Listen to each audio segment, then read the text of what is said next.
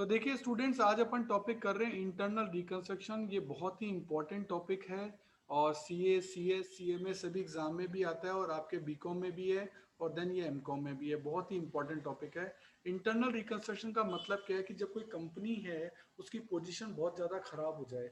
अब बहुत ज़्यादा खराब पोजीशन हो गई तो कंपनी को बंद करना पड़ता है। उसके लिए अपन ने टॉपिक पढ़ा लिक्विडेशन। अब हम चाहते हैं कि नहीं यार, कंपनी को बंद तो नहीं करें, तो फिर उस कंडीशन में आप उसकी कुछ रिपेयरिंग करने की कोशिश करते हो। उसी को बोलते हैं रिकंस्ट्रक्शन करना। इंटरनली यानी फर्म के अंदर रहते हुए ही आप फर्म को रिपेयर कर रहे हैं। अब इसको रिपेयर करने के दो तरीके हो सकते हैं। नंबर वन आपका है ऑल्ट्रेशन इन शेयर कैपिटल, कि शेयर कैपिटल में ही ऐसा कोई सुधार कर दो कि कंपनी की पोजीशन कुछ अच्छी हो जाए, और ये शेयर कैपिटल में रिडक्शन कर दो। दो तरीके इसके होते हैं। उन दोनों तरीकों को अपन बारी बारी से डिस्कस करेंगे। सबसे पहले सर, शेयर कैपिटल में ऑल्ट्रेशन कैसे करें, नंबर वन। अब इसमें कई तरीके हैं। नंबर वन है आपका फर्दर इशू ऑफ शेयर।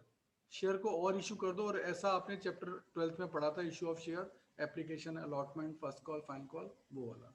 तो खैर उसका एक दो पॉइंट आ जाएंगे। फिर आता है सब डिवीजन ऑफ शेयर। कभी कभी शेयर की प्राइस ही बहुत ज्यादा हो जाती है। 100 रुपए का शेयर है, मार्केट में बिक नहीं रहा, चल नहीं रहा, मार्केट में पोजीशन नहीं है आपकी अभी। तो आपने कहा कि 100 रुपए का एक शेयर है ना, इसको एक काम करो, 10-10 रुपए के 10 शेयर में कर लो, टोटल तो अभी भी 100 ही बैठेगा। लेकिन इसको 10-10 रुपए के 10 शेयर में बांट दो, उसको बोलते हैं स्प्लिट ऑफ करना। इसको स्प्लिट ऑफ करना भी कहते हैं और इसी को सब डिवीजन भी कहते हैं। तो इस तरह से कंपनी जो अपने शेयर को 100 रुपए बहुत बड़ी प्राइस हो जाती है तो 10-10 रुपए के 10 शेयर में बांट सकता है। मैं एग्जांपल दे रहा हूँ। 100 मान लो 1000 रुपए का हो, 50,000 का शेयर भी है इंडिया के अंदर, तो वो स्प्लिट ऑफ करना कर सकते हैं। एमआरएफ कंपनी का आप शेयर देखोगे तो काफी हाई प्राइस के ऊपर है। इसके लिए क्या करते हैं, कैपिटल आपकी लायबिलिटी होती है। तो कैपिटल के लिए याद कर लो, कैपिटल आपकी लायबिलिटी है, क्रेडिट से बढ़ेगी और डेबिट से कम होगी, ये याद कर लो। तो 100 रुपए वाले को हमने डेबिट कर दिया तो वो कैंसिल हो गया। और 10 रुपए वाले शेयर कैपिटल को आपने क्रेडिट कर दिया, अमाउंट 100 ही लिखना है। 100 रुपए की टोटल कैपिटल है, जितने रुपए की कैपिटल है, 10,000 रुपए की कैपिटल है, 1 लाख रुपए की कैपिटल, वही अमाउंट यही आएगा। लेकिन 100 रुपए वाला डेबिट हो गया, डेबिट होने से वो माइनस हो गया, कैंसिल हो गया। और 10 रुपए वाला क्रेडिट हो गया, यानी कैपिटल आपकी 10 रुपए की वाली बढ़ गई और 100 रुपए वाली कैंसिल हो गई। तो इसकी एंट्री ऐसे बोलते हैं, ₹100 share capital account debit to ₹10 share capital account. यानी 100 रुपए के शेयर को आपने कन्वर्ट कर दिया 10 रुपए के शेयर के अंदर। ऐसे ये कंडीशन हो सकती है कंसोलिडेशन ऑफ शेयर। आपके 10-10 शेयर है, 10 रुपए के, टोटल हो गया 100। आपने कहा यार ये तो बहुत छोटी प्राइस है, अपन को थोड़ी बड़ी कर लेनी चाहिए, तो आपने इनको मर्ज कर दिया। आपने क्या कर दिया, इनको मर्ज कर दिया, और 10-10 रुपए के 10 शेयर थे उसको एक ही शेयर 100 का बना दिया। 10-10 रुपए के जो 10 शेयर थे उसको 100 रुपए का एक शेयर बना दिया। तो इसमें 10 रुपए शेयर वाली जो कैपिटल उसको डेबिट करके कैंसिल किया और उसको 100 रुपए वाली में कन्वर्ट कर दिया। तो उसको बोलते हैं ₹10 share capital account debit to ₹100 share capital account. जोड़ने को बोलते हैं कंसोलिडेशन, क्योंकि आप 10-10 रुपए के 10 शेयर को जोड़ रहे हो, दैट्स कॉल्ड कंसोलिडेशन। ये भी आपको याद रखना पड़ेगा। फिर है conversion of equity into stock और वाइस वर्सा। यानी आप इक्विटी को स्टॉक में कन्वर्ट कर दो या स्टॉक को इक्विटी में कन्वर्ट कर दो। ये एक आध एग्जांपल में आया है। जैसे आपका शेयर मार्केट में जो शेयर बिक रहे होते हैं, अपन उसको बोलते हैं इक्विटी है, वास्तव में वो इक्विटी नहीं होता, वो स्टॉक होता है। यानी शेयर कैपिटल का वो पार्ट जो स्टॉक में के रूप में ट्रेडेड होगा स्टॉक मार्केट के अंदर, तभी इसको स्टॉक मार्केट बोला जाता है। तो उसको स्टॉक में कैसे कन्वर्ट करती है कंपनी, जो इक्विटी शेयर कैपिटल उसको डेबिट कर देती है, कैंसिल करके उसको इक्विटी स्टॉक में कन्वर्ट कर देती है। तो ये क्रेडिट हो गया, ये रेज हो गया, ये डेबिट होने से कम हो गया। और उल्टा करना हो कि नहीं, हम नहीं चाहते हमारा मार्केट में ट्रेडिंग हो, तो स्टॉक को फिर इक्विटी में कन्वर्ट कर दो और उल्टी एंट्री हो जाएगी, इक्विटी स्टॉक डेबिट होकर कैंसिल हो जाएगा, ये कैंसिल हो गया, जैसे ये कैंसिल हुआ था। और इस इक्विटी जो स्टॉक है इसको कन्वर्ट कर दिया किसमें, शेयर कैपिटल में कन्वर्ट कर दिया। तो ये इक्विटी टू स्टॉक और ये स्टॉक टू इक्विटी, इस तरीके से आप कन्वर्जन कर सकते हैं। लास्ट इसके अंदर फर्स्ट पार्ट में आता है cancellation of unissued share capital. Unissued share capital क्या होती है, देखो। मान लो किसी कंपनी की ऑथराइज कैपिटल है 10,000 शेयर, उसने 8,000 इशू कर रखी है और 2,000 इशू नहीं कर रखी, अनइश्यूड है, ये इशूड है। तो इसकी तो एंट्रीज वो इशू ऑफ शेयर में कर चुका होगा, application, allotment, first call, fine call. इसकी अभी तक उसने कोई एंट्री नहीं की है, क्योंकि इशू ही नहीं की, अनइश्यूड है, तो एंट्री क्यों की होगी। नाउ हम ये चाहते हैं कि now company want to cancel the share. Company चाहती है इन शेयर को कैंसिल कर दे। तो जब कोई एंट्री हुई नहीं थी तो कैंसिल करने के लिए भी कोई एंट्री नहीं होगी, इसलिए कोई एंट्री नहीं की जाती। एंट्री इसकी हुई थी पर इसको हमको कैंसिल करना नहीं है। इसकी पहले ही कोई एंट्री नहीं हुई तो उसको कैंसिल करने की कोई एंट्री नहीं होती। Now authorise capital will be 8,000, बस अपने आप ही कैंसिल मान ली जाती है और ऑथराइज कैपिटल अब 8,000 ही है, मतलब जो 10,000 थी ना उसको अब 8,000 ही मानेंगे और ये 8,000 के 8,000 शेयर आपके इशू हो चुके हैं, ये 2,000 जो थे इसको हमने कैंसिल कर दिया है।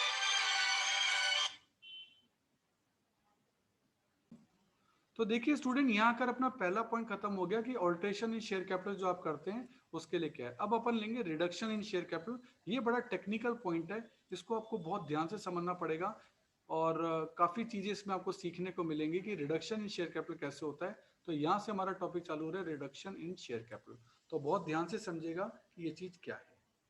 तो पहला तो तरीका इसका हो सकता है कि sir returning of excess capital क्या है। सर अगर फर्म के अंदर ज्यादा कैपिटल हो गई है तो वो एक्सेस ओवर कैपिटलाइजेशन हो जाता है, तो उस कंडीशन में उसका बेटर यूज हो नहीं पा रहा, तो क्यों ना हम पैसे को वापस रिटर्न कर दें।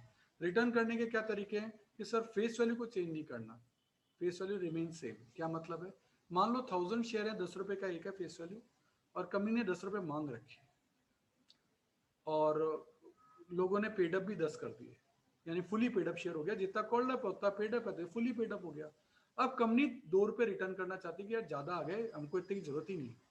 तो सिंपली आप share capital account debit to share holder करो, शेयर होल्डर को क्रेडिटर करने से वो आपका क्रेडिटर बन गया, और देन क्रेडिटर को पेमेंट करना हो तो debit the receiver, share holder account debit to bank, 2 रुपए पेमेंट कर दिया। इस तरीके से आप इसका पेमेंट कर दोगे। इसमें ब्रैकेट में कुछ नहीं लिखा जा रहा क्योंकि फेस वैल्यू में कोई चेंज नहीं करना।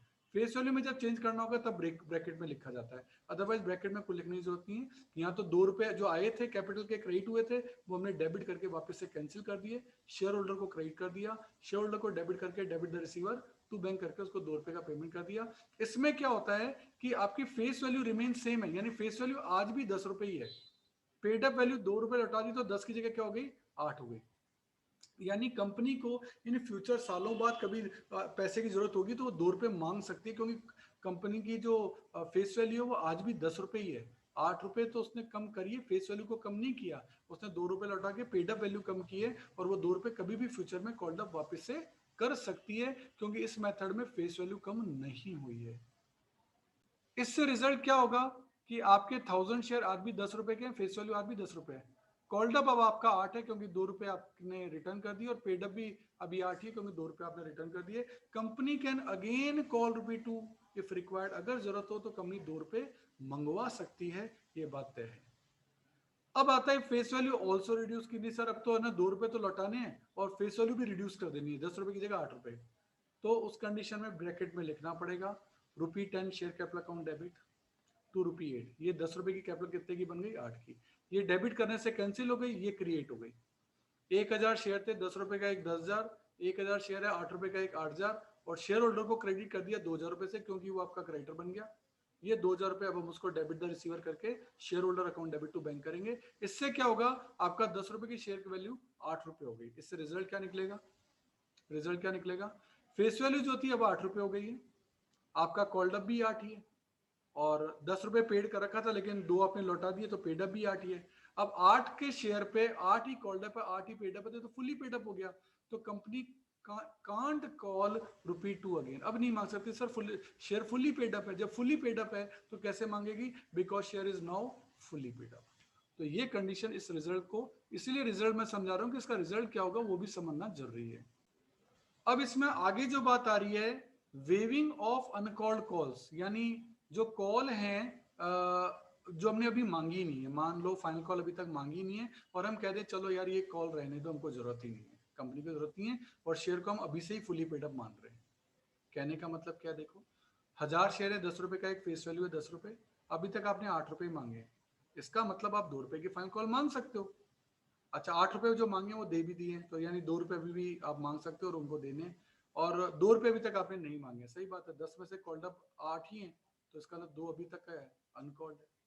अब इस कंडीशन के अंदर आपका क्या है, आपने 10 रुपए के शेयर को 8 रुपए का बना दिया, और 1,000 शेयर थे, और 8 रुपए की उसकी पेडअप वैल्यू थी, है ना, फेस वैल्यू 10 थी, उसको कैंसिल कर दिया, और 8 रुपए उसको बना दिया, अमाउंट 8,000 ही है। इससे रिजल्ट क्या हुआ, अब फेस वैल्यू आपकी 8 हो गई, क्योंकि हमने 10 रुपए को कैंसिल कर दिया, 8 रुपए का हो गया, तो अब ये 8 रुपए बन गया। कॉल्ड अप 8 थी ही, आपने 8 मांगे तो, और 8 दे रखे थे, तो अब ये शेयर फुली पेड अप हो गया। कंपनी आगे से कॉल नहीं मांग सकती, क्योंकि कंपनी ने 2 रुपए छोड़ दिए अपने। 10 रुपए के शेयर की फेस वैल्यू को कितना बना दिया, 8 रुपए।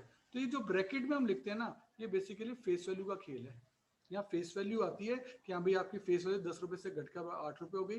तो जब शेयर की फेस वैल्यू ही 8 है और उसमें आप 8 के 8 मांग चुके हो, तो शेयर तो फुली पेड बन गया ना। तो अब आगे से आप पैसे कैसे मांगोगे, इसलिए इस कंडीशन में आप आगे से पैसे नहीं मांग सकते। तो अब इस चैप्टर की सबसे इंपॉर्टेंट चीज चालू होने वाली है, reduction in paid up capital without returning cash. आप कैश रिटर्न नहीं करोगे, यानी शेयर होल्डर को कहोगे देखो बेटा ऐसा है, कंपनी की स्थिति बहुत खराब है, कंपनी बंद होगी, तुम्हारे 10 रुपए का शेयर है, 10 के 10 डूबने वाले हैं।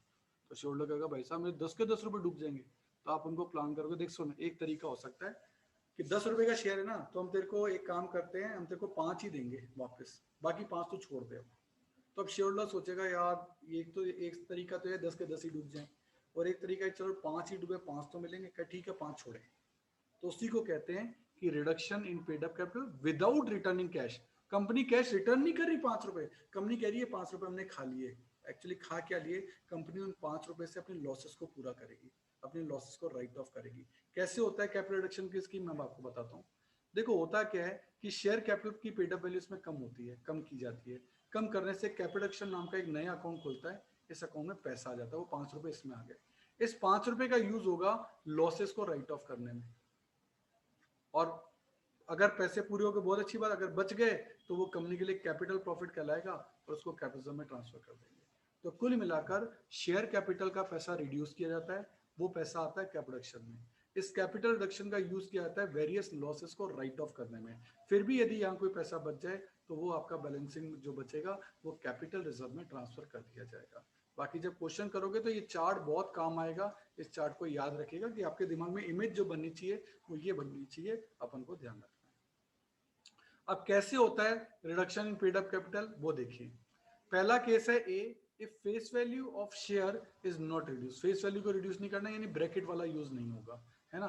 देखते हैं 1000 शेयर है, 10 रुपए का एक, कॉल्ड अप भी 10 है, पेड अप भी 10 है, यानी फुली पेड अप है। अब company want to reduce paid up capital but not the face value, face value को रिड्यूस नहीं करना चाहती, ठीक है। तो फिर ब्रैकेट का यूज करना नहीं है। जितना रिड्यूस करना है 1000 शेयर पे 2 रुपए, उतने को डेबिट कर दो, उतने को डेबिट कर दो, और उसको एक सेपरेट अकाउंट, मैंने कहा था नया अकाउंट खोलेगा, कैपिटल रिडक्शन में क्रेडिट कर दो। कैपिटल रिडक्शन एक नॉमिनल अकाउंट है, क्रेडिट ऑल इनकम्स के पॉइंट ऑफ व्यू से आपको 2000 का फायदा हो गया। आपके शेयर होल्डर ने 2000 रुपए छोड़ दिए, वो 2000 रुपए आपके कैपिटल रिडक्शन अकाउंट कंपनी में आ गए और कंपनी को 2000 का फायदा हो गया। अब ये 2000 का फायदा वो करेगी वेरियस लॉसेस को राइट ऑफ करने में। क्या रिजल्ट रहेगा इसका, इसका रिजल्ट ये रहेगा फेस वैल्यू 10 रुपए ही है शेयर की, पेड अप वैल्यू 8 हो गई, पेड अप वैल्यू 8 हो गई, इसका मतलब फेस वैल्यू और पेड अप वैल्यू में डिफरेंस है, इसका मतलब शेयर फुली पेड अप नहीं है। कंपनी 2 रुपए कभी भी मांग सकती है। अब देखो कंपनी को 2 फायदे हो गए, पहला कंपनी के कैपिटल अकाउंट में 2000 रुपए आ गए, और जरूरत पड़ेगी तो 2 रुपए मांग भी सकती है, यानी शेयर होल्डर को तो नुकसान हो गया। पर शेयर होल्डर के पास ऑप्शन नहीं है, सारा पैसा डुबाने से अच्छा है कि थोड़ा पैसा डुबा ले। केस बी है, यदि फेस वैल्यू ऑफ शेयर वो भी रिड्यूस करनी है। अब रिड्यूस फेस वैल्यू जब भी रिड्यूस होगी ब्रैकेट का यूज होगा। 1000 शेयर है, 10 रुपए का एक, कॉल्ड अप 10 है, पेड अप भी 10 है, फुली पेड अप है। कंपनी रिड्यूस करना चाहती है both face value and paid up value 2 रुपए से, तो क्या होगा, अब ब्रैकेट का यूज होगा। मैंने कहा जब भी फेस वैल्यू कम होगी ना ब्रैकेट का यूज होगा। तो 10 रुपए के शेयर को बना दो 8 रुपए, इससे आपको 2 रुपए का फायदा हुआ, और 2 रुपए का फायदा कहाँ चलेगा, कैपिटल में। 1000 इंटू 10, 1000 इंटू 8, 1000 इंटू 2, ये 2000 रुपए कैपिटल में आ गए, और 10 रुपए का शेयर कितने का बन गया, 8 का। देखो क्या होगा, इससे रिजल्ट क्या निकला, 1000 शेयर, अब फेस वैल्यू 10 नहीं है 8 है, कॉल्ड अप भी 8 है, और उतना ही पेड अप है, तो शेयर फुली पेड अप है। शेयर फुली पेड अप है तो कंपनी 2 रुपए की कॉल नहीं मांग सकती, कभी नहीं मांग सकती, क्योंकि शेयर फुली पेड अप चल रहा है। ऐसे एक केस बनता है reduction in claim of debenture holder. Debenture holder को कहेंगे भैया तुमने जो 10 लाख रुपए दिए हैं वो पूरे के पूरे डूबने वाले हैं। तो डिबेंचर होल्डर कहोगे भाई साहब ये क्या कर रहे हो, तो आप कहोगे सर देखो एक ऑप्शन है, अगर आप 8 लाख तो दे देंगे, 2 लाख छोड़ने पड़ेंगे आपको, तो वो भी डर के हमारे यही करेगा। तो डिबेंचर क्या है, हमारी लायबिलिटी है, ये क्रेडिट होती है, अगर हम इसको कैंसिल करेंगे तो डेबिट करना पड़ेगा। तो डिबेंचर को डेबिट किया, उसके इंटरेस्ट को डेबिट किया, और डिबेंचर होल्डर जो कि एक पर्सनल अकाउंट है उसको क्रेडिट करके अपना क्रेडिटर बना लिया। तो debenture account debit, accrued interest account debit to debenture holder. अब डिबेंचर होल्डर हमारा क्रेडिटर है, उसको पेमेंट करेंगे, तो debit the receiver, debenture holder account debit, ये पेमेंट कर रहा हूँ मैं उसको, या तो कोई नए परसेंट के डिबेंचर दे देंगे कि पहले जो डिबेंचर थे वो 10% के थे, हमने कहा भाई कंपनी की हालत खराब है, हम नए तो 8% वाले ही देंगे आपको। कुछ हो सकता है उसको शेयर भी दे दें, कुछ हो सकता है उसको कैश भी दे दें, और 2 लाख रुपए उसके खाने हैं वो क्या प्रोडक्शन में चले जाएंगे, और ये कंपनी के लिए फायदा हो जाएगा क्योंकि 2 लाख रुपए बचा लिए। भैया 10 लाख पेमेंट करना था, हमने 8 ही किया, तो 2 लाख हमने बचा लिए। ये कंपनी के लिए फायदा है, कंपनी इस फायदे का यूज अपने लॉसेस को राइट ऑफ करने में करेगी। अदर लाइबिलिटीज भी ऐसे रिड्यूस हो सकती है, रिडक्शन इन अदर लाइबिलिटी, वही लाइबिलिटी को डेबिट कर दो, लाइबिलिटी कैंसिल हो जाएगी और पैसा कहाँ चल जाएगा, कैपिटल रिडक्शन में चल जाएगा। तो इस तरह से कोई भी लाइबिलिटी, क्रेडिटर, डिबेंचर, कोई भी लाइबिलिटी है वो कैंसिल हो सकती है और पैसा कैपिटल रिडक्शन में जा सकता है। अब एक नया पॉइंट आ रहा है, preference share dividend in arrear, इसको अपन देखेंगे। इसमें क्या है कि प्रेफरेंस शेयर डिविडेंड का जो एरियर है, एरियर का मतलब आउटस्टैंडिंग है, if it is given in the balance sheet, balance sheet की लाइबिलिटी साइड में एक तो है कि आपको यहाँ दे रखा हो, लाइबिलिटी में दे रखा हो, लाइबिलिटी में दे रखा है, एरियर में चल रहा है, और कंपनी ने कहा भैया हमारी तो हालत खराब है, हम तो दे नहीं सकते, और शेयर होल्डर ने कहा ठीक है मत दो, और शेयर होल्डर ने सेक्रीफाइस कर दिया पूरा का पूरा डिविडेंड, तो कंपनी के लिए फायदा हो गया, क्योंकि कंपनी के लिए जो चीज लाइबिलिटी थी वो पे नहीं करनी, नहीं करनी तो लाइबिलिटी कैंसिल होगी, तो लाइबिलिटी को डेबिट कर दो, preference share capital account debit, और ये कंपनी के लिए फायदा हो गया, कहां चल जाएगा, कैपिटल रिडक्शन में चला जाएगा। आगे चलते हैं। If it is fully paid up, sir अगर पे करना पड़े तो प्रेफरेंस शेयर डिविडेंड को क्रेडिट डेबिट करो, कैंसिल हो गया, जितने के पेमेंट करना है टू शेयर या टू बैंक, जितना पे करना है पे कर दो, अगर पूरा पे करना है तो। पे नहीं करना तो फायदा है तो कैपिटल में चल जाएगा, पे करना है तो फिर तो पे करना पड़ेगा, कैसे भी करो, शेयर के थ्रू या बैंक के थ्रू।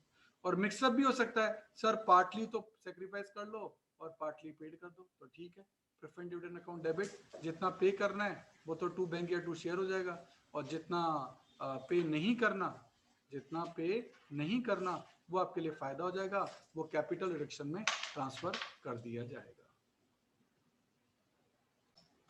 तो बहुत ही इजी सा सिस्टम है, अगर ये आपकी लाइबिलिटी है, पे करना है, पे नहीं करना, फुली सेक्रीफाइस है, तो पूरा फायदा हो गया, कैपिटल में डाल दो, पे करना है तो फिर पे करो शेयर या बैंक के थ्रू, और पार्टली है तो पार्टली तो पे कर दो, और पार्टली जो पे नहीं करना वो कैपिटल में डाल दो, इस थीम पे चलेगा। ये तो तब था जब वो लाइबिलिटी है, लेकिन अब केस आ रहा है if preference dividend is given in footnote, यानी बिलो द बैलेंस शीट, यानी वो लाइबिलिटी अब नहीं है, वो यहाँ है, वो फुटनोट में है, वो आपकी लाइबिलिटी नहीं है।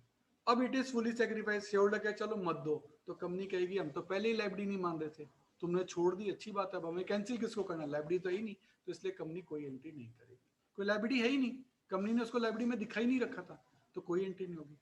लेकिन कम शेयर होल्डर ने कह दिया नहीं जी हमको तो पे करना है, पे करो आप, अब आपके पास तो पैसे हैं नहीं, तो आप कैपिटल से पैसा चार्ज करोगे, अब क्या कैपिटल को डेबिट करोगे, कैपिटल से आप पैसा निकाल रहे हो, निकाल के प्रेफरेंस डिविडेंड को क्रेडिट कर दिया, हमने हमारी एक लाइबिलिटी क्रिएट कर दी, कैपिटल से पैसा चार्ज किया तो कैपिटल को डेबिट कर दिया, प्रेफरेंस डिविडेंड को क्रेडिट करके हमने उसको अपनी लाइबिलिटी बना लिया।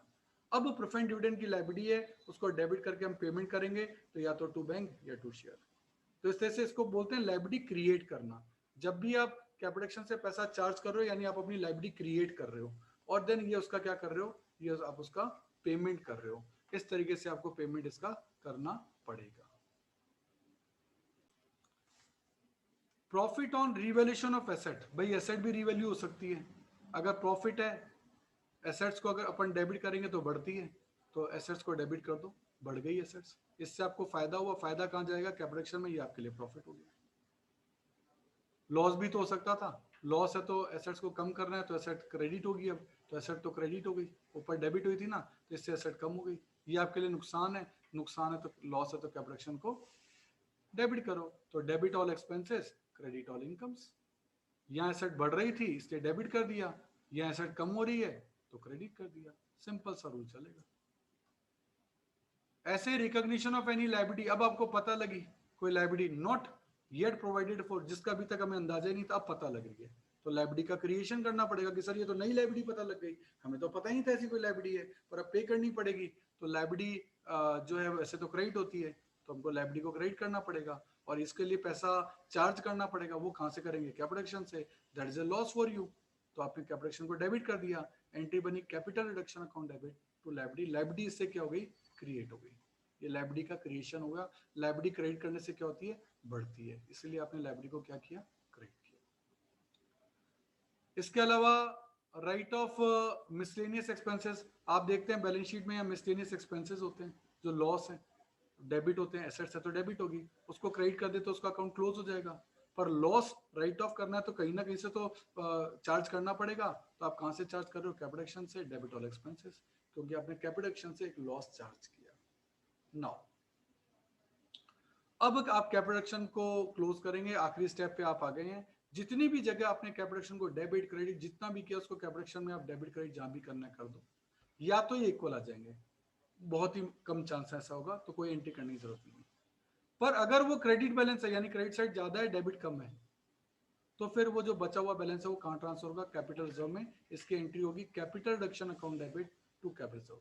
नॉर्मली यही केस होता है कि कैपिटल रिडक्शन में पैसा ज्यादा होता है और हमारे पास पैसा बच जाता है तो हम उसे कैपिटल रिजर्व में ट्रांसफर कर देते हैं। लेकिन ऐसा भी तो हो सकता है कैपिटल रिडक्शन की डेबिट साइड ज्यादा हो क्रेडिट साइड कम हो, तो इसका मतलब आपने जितनी इनकम थी उससे ज्यादा तो खर्चे कर दिए, तो फिर आप कहीं से पैसा अरेंज करो, तो बैलेंसिंग फिगर में वो पैसा अरेंज किया जाता है रिजर्व एंड सरप्लस से। तो एंट्री होती है reserve and surplus account debit to capital action. इसकी एंट्री बनी इस तरीके से, reserve and surplus account debit to capital action. तो ये वाली शॉर्ट पड़ जाए तो ये एंट्री है, ज्यादा हो जाए तो capital action to capital reserve, और अगर दोनों साइड इक्वल हो तो कोई एंट्री करने की आपको जरूरत नहीं पड़ेगी। तो ये केस भी आपके सामने हो सकता है। देखो इतने सारे नोटिंग हैं, ऑब्वियस है एक बार में याद नहीं होंगे, समझ में ही आए याद नहीं होंगे। इसको याद करने का तरीका एक ही है, इसको याद करने के लिए आप क्या करिए कि इन नोटिंग को एक बार लिख लो, लिखने से वो आपको काफी और अच्छे से याद हो जाएंगे। वीडियो एक बार और देख लो, आपकी हैंडराइटिंग से देखोगे तो ज्यादा अच्छे से समझ में आएगा। देन आप इस टॉपिक को जब न्यूमेरिकल कराऊंगा ना तब आपको एक चीज अच्छे से समझ में आएगी। अभी तो आपको केवल नोटिंग लिखने, याद करना है। परसों अब इसकी क्लास होगी तब अपन आगे देखेंगे।